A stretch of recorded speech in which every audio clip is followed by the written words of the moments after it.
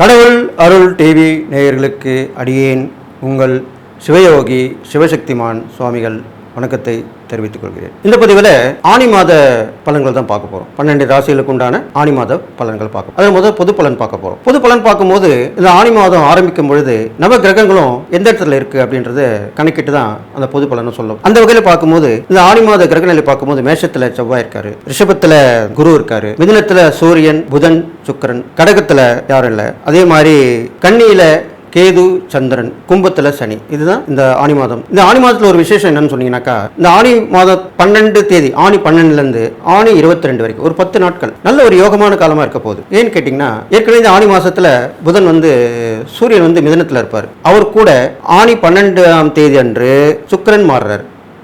அதற்கப்புறம் புதனும் மாறுறார். இந்த 22க்குள்ள ஆனி 12லேருந்து 22க்குள்ள சுக்கிரனும் புதனும் மிதுன ராசியில் போகிறாங்க. அப்போது சூரியனோட புதன் சுக்கிரன் சேர்ந்தால் ஜோதிட சாஸ்திரப்படி அதியோகம் என்று சொல்லப்படுகிறது. யோகம்னாலே நல்ல விஷயம், அதில் அதியோகம்னா இன்னும் விசேஷமான யோகமாக தான் நடக்க போகுது. இந்த ஆனி மாதத்தில் வரல இந்த நான் சொன்ன 10 நாட்கள் எல்லா ராசிக்குமே இந்த அதியோகம் வேலை செய்ய போகுது. அது நான் ஒவ்வொரு ராசிக்கும் சொல்லும்போது விரிவாக சொல்கிறேன். இந்த பொது பலனில் பார்க்கும்போது ஆனி மாதம் ரொம்ப விசேஷமான மாதமாக இருக்க போகுது. இரண்டாவது, இந்த ஆனி மாதத்தில் தான் ஆனி திருமஞ்சனம் அப்படின்ற ஒரு விஷயம் சிவபெருமான் நடக்கும். ஒரு நடராஜருக்கு அபிஷேகம் நடக்கும். அதில் இந்த ஆனி மாதத்தில் நடக்கிற அபிஷேகம் சிதம்பரத்தில் ரொம்ப விமர்சையாக கொண்டாடப்படுது. இந்த ஆனி திருமஞ்சனம் அந்த சிதம்பரத்தில் நடராஜர் அபிஷேகம் நடக்கும்போது கலந்துக்கிட்டிங்கன்னா ரொம்ப நாள்பட்ட தீராத பிரச்சனைலாம் கண்டிப்பாக தீரும். ஏன்னாக்கா சிதம்பரம் கோவில் தான் நம்மளுடைய உடம்புடைய தத்துவமாக சொல்லப்படுது. அந்த தலை முதல் கால் வரை உள்ள பாகங்கள்லாம் உறுப்புகளாமே அங்கே நிறுவப்பட்டிருக்கு சிதம்பரத்தில். நம்மளுடைய நாடி நரம்புகள் எத்தனை, அதனுடைய வகைகள், உடம்பு எல்லாமே இருக்குது. அந்த இருதயம் இருக்கும் இடத்துல தான் அந்த சிவபெருமான் விட்டிருக்கார். இதுதான் உண்மையான விஷயம். அதுதான் சிதம்பரம் ரகசியமாக சொல்லப்படுது. அதனால் இந்த ஆனி திருமஞ்சனம் என்ற இந்த விசேஷமான பலனும் இந்த ஆனி மாதத்தில் வரப்போகுது. அப்போ இப்போ உள்ள கிரகநிலை பார்க்கும்போது இந்த ஆனி மாதத்தில் எல்லா ராசிக்காரங்களுக்குமே நன்மை தான் விளைய போகுது. ஏன்னா இந்த யோகம் சூரியன் புதன் சக்கரம் சேர்ந்தால் அதியோகம்னு சொல்லப்படுது. ஆவணி மாதத்துக்கு நல்ல பலன்களாக திருமணம் நடக்கக்கூடிய விஷயங்கள் இந்த ஆனி மாதத்தில் முயற்சியில் கண்டிப்பாக நடக்கும். அது ஒவ்வொரு ராசிக்கும் சொல்லும்போது யாருக்கு திருமண பலன் வந்திருக்கு, குரு பலன் வந்து விரிவாக சொல்ல போகிறேன். இது இல்லாமல் இந்த ஆனி மாதத்திலே நல்லா கேட்டுங்க, ஒற்றுமை மேலோங்கும். இதனாலுக்கும் சண்டை போட்டுருப்பாங்க நிறைய வீட்லேயும் சரி நாட்டிலையும் சரி, ஒருத்தர் விமர்சிச்சுருக்காங்க. இப்போ நீங்கள் பார்த்துருப்பீங்க, கேட்டிருப்பீங்க, ஒருத்தர் விமர்சிச்சிருப்பாங்க. போட்டி இருக்கும், பொறாமையாக இருக்கும். போட்டி இருக்கலாம், பொறாமை தான் இருக்கக்கூடாது. பொறாமையில் சண்டையிட்டுப்பாங்க, வாக்குவாதம் பண்ணுவாங்க. இதெல்லாமே இந்த ஆனி மாதத்திலே குறையக்கூடிய விஷயமாக இருக்கிறது. இது இல்லாமல் ஆனி மாதத்திலே லக்ஷ்மிக்கு சகோதரி என்று சொல்லக்கூடிய ஜேஷ்டாதேவி வழிபாடு உகந்தது. அந்த காலத்தில் ஜேஷ்டாதேவி வழிபாடு பண்ணாங்க. மூதேவின்னு சொல்லுவாங்க. மூதேவினா அது ஒரு அருவருக்கத்தக்க வார்த்தைகள் அல்ல. மூதேவின்றது முதலாக பிறந்த அந்த தேவி, அதனால தான் அவள் மூதேவின்னு சொல்லப்படுறாங்க. அவள் லக்ஷ்மிக்கு சகோதரி, அக்கா. அவளுக்கு தீயதை அழிக்கக்கூடிய பலனை தான் அவளுக்கு கொடுக்கப்பட்டிருக்கு. தீய சக்தியை அழிக்கிறது, தீயதை அழிக்கிறது, இது மாதிரி தான் அவளுக்கு பண்ணுவாங்க. அதனால் எப்படி நம்ம நல்ல சக்திக்கோ தெய்வங்களுக்கு நல்ல நாளில் வளர்பிறை நாட்களில் வழிபடுறோம், வெள்ளிக்கிழமையில் வழிபடுறோம், பௌர்ணமியில் வழிபடுறோம். தீய சக்திக்கு அஷ்டமி நவமி, இது மாதிரி அமாவாசை, செவ்வாய்க்கிழமை, ஞாயிற்றுக்கிழமை, இது மாதிரி நாள்லாம் வழிபடுறோம் இல்லையா, தீய சக்தி விலக. அதே மாதிரி தான் அவளையும் வழிபடணும். அப்போது அந்த ஆனி மாதத்துக்குரிய தெய்வமாக அந்த ஜேஷ்டா தேவி என்கிற மகாலட்சுமியோட சகோதரி விளங்கப்படுகிறாள். அவளை வழிபட்டு வந்தாங்களே நல்லாயிருக்கும். ஜேஷ்டாதேவி கிட்ட யாரும் சொல்லுவாங்க, கோவிலில் இருப்பாங்க. பழைய காலத்தில் கோயிலெலாம் உண்டு. அவளுக்கு கிராம தெய்வத்தின் கூட பேர். கிராமத்தில் தான் நிறைய பேர் வழிபட்டுருக்காங்கள, ஜேஷ்டாதேவின்னு சொல்லுவாங்க. அதனால் அந்த தேவி வழிபாடு இந்த மாதத்துலேயோ உகந்ததாக சொல்லப்படுது. அப்போது கண்டிப்பாக இந்த மாதத்தில் உள்ள தீயதெல்லாம் விலகி அடுத்த ஆடி மாதத்தில் நல்ல அம்மனுடைய அருள் கிடைச்சி ஆவணி மாதத்தில் எல்லாருக்குமே சுபகாரியம் நடக்க போகுதுன்னு சொல்லிட்டு இந்த ஆனி மாத பொது பலன் இப்போ சொல்லியிருக்கேன். இன்னும் விரிவாக இந்த ஒவ்வொரு ராசிக்கும் பலன் நான் சொல்ல போகிறேன். மீன ராசிக்கு போகும்போது இந்த ஆனி மாத பலன்கள் பார்க்கும்போது, கிரக நிலைகள் பார்க்கும்போது உங்கள் ராசியிலேயே ராகு இருக்கார், 2ஆம் இடத்துல செவ்வாய் இருக்காங்க, 3ஆம் இடத்துல குரு இருக்காங்க, 4ஆம் இடத்துல சூரியன் சுக்கிரன் புதன் இருக்காங்க, 7ஆம் இடத்துல கேதுவும் சந்திரனும் இருக்காங்க, 12ஆம் இடத்துல சனி பகவான் இருக்காங்க. இதுதான் உங்களுடைய ஆனி மாத கிரக நிலைகள். இதை வச்சு பார்க்கும்போது உங்கள் ராசியில் இருக்கிற ராகு இப்போ நல்லது தான் பண்ண போகிறாரு. ஏன்னா இது வரைக்கும் கொஞ்சம் கஷ்டமான நேரமாக இருந்தது. இப்போ நேரம் நல்ல நேரம் வந்திருக்கு. அப்போது அந்த ராகு யோகத்தை கொடுப்பார். விபரீத ராஜயோகமாக அது அமைய போகுது. நீங்கள் முன்னாடி செஞ்சிருந்த உதவியால் இப்போ நல்ல நிலைமைக்கு வரப்போகுது. எதிர்பாராத உதவி கிடைக்கும். பிரபலஸ்தர்களுடைய நட்பு கிடைக்கும். அவங்க மூலிமா நல்லது நடக்க போகுது. பெண்கள் மூலிமா நல்ல விஷயம் நடக்க போகுது. அவங்க உயர்வாக பேசுவாங்க. அவங்களால நீங்கள் விரும்பப்பட போகிறீங்க. இது மாதிரிலாம் நடக்கும். அடுத்ததாக பார்த்தீங்கன்னா, கொடுக்கல் வாங்கல் மட்டும் கொஞ்சம் கேர்ஃபுல்லாக இருக்கணும். இப்போ உள்ள நிலைமை கடன் தீர்க்கும் நேரம். மீனராசிக்காரனுக்கு வந்து கடன் தீர்க்கும் நேரம் வந்திருக்கு இப்போது. அதனால் அந்த கடனை தீர்க்கணும். செவ்வாய்க்கிழமையில் செவ்வாய் உரையில் கடனை தீருங்க. அது மாதிரி சொல்லியிருக்கு. கடன் நிவர்த்தி ஸ்தலத்துக்கு போயிட்டு வாங்க. நரசிம்மரை வழிபடுங்க, சிவனை வழிபடுங்க. இதெல்லாம் கடன் தீரும் ஸ்தலமாக சொல்லப்பட்டிருக்கு. அப்போது அதுக்கேற்ற காலமாக அமைஞ்சிருக்கு. இடம் வாங்கி போடலாம், வீடு கட்டலாம். இது மாதிரி ஒரு நிலமும் செய்யலாம் இப்போ உள்ள நிலைமையில். அது இல்லாமல் இடமாற்றம் கண்டிப்பாக ஏறும். மீனராசிக்காரங்களுக்கு இடமாற்றம் தவிர்க்க முடியாதாக இருக்கும். அது உத்தியோக மாற்றம், தொழில் மாற்றம், வியாபார மாற்றம், வீடு மாற்றம், எப்படி வேணாலும் அமையலாம். அந்த மாற்றத்தை நீங்கள் விரும்பி ஏற்றுக்கிட்டிங்கன்னா அந்த மாற்றம் உங்களுக்கு முன்னேற்றமாக சூழ்நிலை தான் அமைய போகுது. அது இல்லாமல் உங்களுக்கு ஏற்கனவே சொன்ன மாதிரி சகல சம்பத்தும் சகல வசதியில் வீடு அமையும், கண்டிப்பாக அமைய போகுது. அதில் சந்தோஷப்படுவீங்க. அது இல்லாமல் நண்பர்கள் உதவிகள் மூலிமா நல்லது நடக்கும். அவங்களுமே குரூப்பாக வந்து செய்வாங்க. உங்களுக்கு என்ன தேவை அப்படின்றத பார்த்து அவங்க அதை உங்களுக்கு செஞ்சு கொடுப்பாங்க. அதில் நீங்கள் ரொம்ப சந்தோஷப்படுவீங்க. ஏன்னா ஏற்கனவே நீங்கள் அவங்களுக்கு பண்ணியிருப்பீங்க. அதை அவங்க திருப்பி உங்களுக்கு பண்ணுவாங்க. அதுக்கு தானே நட்பும் உறவு இருக்கிறதே.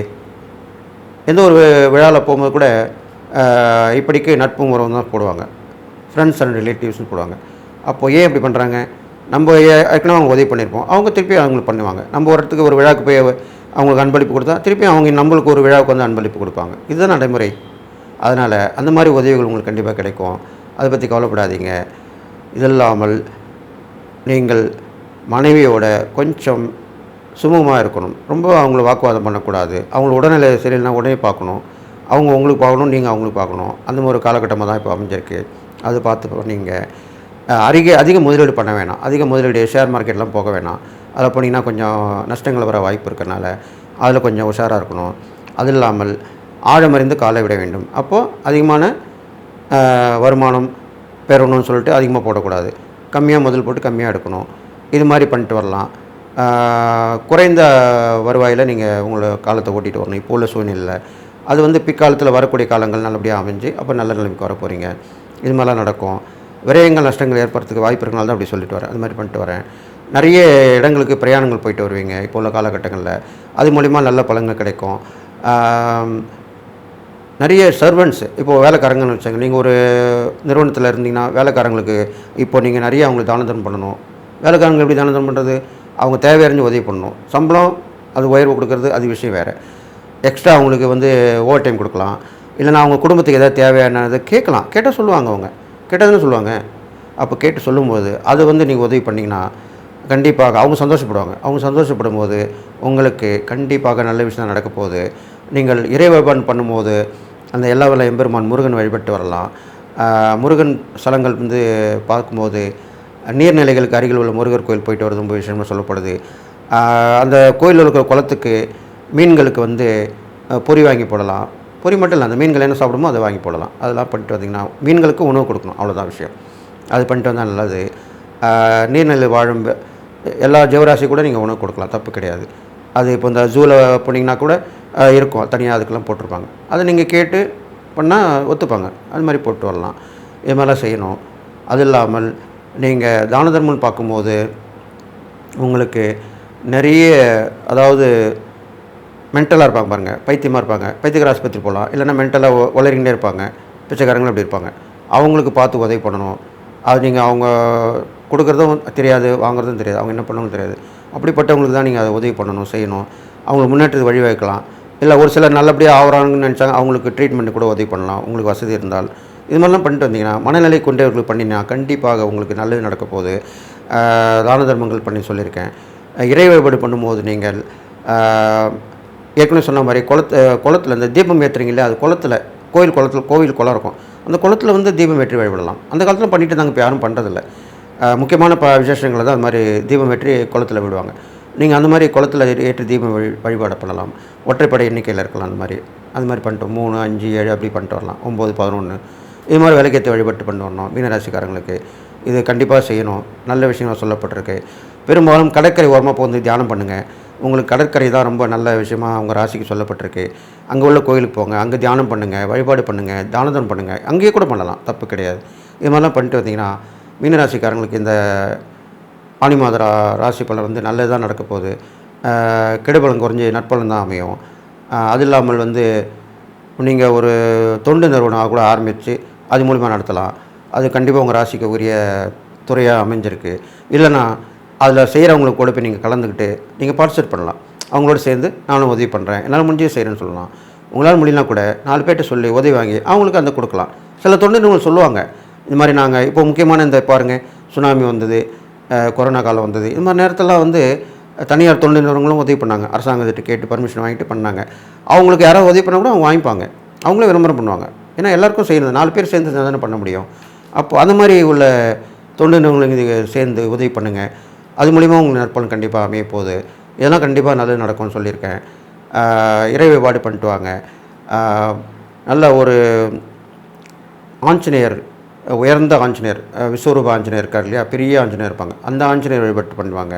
அப்படிப்பட்ட ஆஞ்சநேயர் வழிபாடு பண்ணால் அவங்களுக்கு நல்லது நடக்கும். சனிக்கிழமையில் பண்ணிட்டு வாங்க, இது மாதிரி பண்ணிட்டு வாங்க. கண்டிப்பாக இந்த ஆனி மாத ராசி பலன்கள் கண்டிப்பாக நல்லதாக நடக்கும். நான் சொன்ன இந்த இறை வழிபாடு, பரிகாரங்கள், தான தர்மம் பண்ணிட்டு வந்தால் கண்டிப்பாக இந்த ஆனி மாத கிரகங்களை பற்றி பார்க்கும்போது உங்கள் ராசிக்கு நன்மை தான் நடக்க போகுது, தீமை குறைஞ்சிரும். அப்போது எல்லா வகையிலும் விழிப்புணர்வாக இருந்து செயல்பட்டிங்கன்னா கண்டிப்பாக நலம் பெறுகள் சொல்லி வாழ்த்தி விடைபெறுகிறேன். நன்றி, வணக்கம். கடவுள் அருள் டிவியை பார்த்தமைக்கு நன்றிகள். மேலும் இது போன்ற தகவல்களை தெரிந்து கொள்ள கடவுள் அருள் டிவியை சப்ஸ்கிரைப் செய்யுங்கள். மறக்காமல் பெல் ஐக்கானை கிளிக் செய்யுங்கள்.